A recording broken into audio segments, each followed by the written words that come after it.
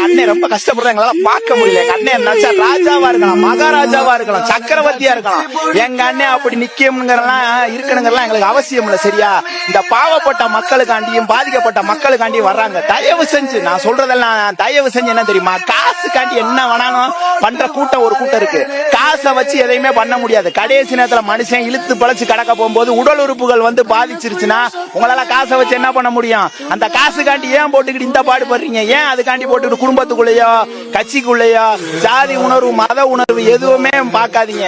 எங்க அண்ணன் வந்து யாருக்காண்டியுமே வரல, கஷ்டப்படுற ஜனங்களுக்காண்டி வந்திருக்காரு. தயவு செஞ்சு நான் என்ன சொல்றேன், தயவு செஞ்சு இந்த வைரத்தை, இந்த தங்கத்தை, இந்த வைடூரியத்தை, இந்த மரகதத்தை விட்டுறாதீங்க. விட்டுட்டீங்கன்னா அவ்வளவுதான். எங்க அண்ணனை பொறுத்த வரைக்கும் ஒரே ஒரு வார்த்தை, 2026 எங்க அண்ணன் எப்பயுமே, நான் இப்பயும் சொல்றேன், எப்பயுமே நான் சொல்றேன், எங்க அண்ணன் வந்து நல்ல மனுஷன், வாழக்கூடிய மனுஷன், தமிழக மக்களை வாழ வைக்க பிறந்த மனுஷன், தாய் குலத்தோட தகப்புதல் நினைச்சேன். தயவு செஞ்சு டிவிக்கல என்ன சின்னமா இருந்தாலும் சரி, அவரை பொறுத்த வரைக்கும் நீங்க அவருக்காண்டி எங்க அண்ணனோட முகம் தான் 234 தொகுதியில இருக்கிற வேட்பாளர்களோட முகம்.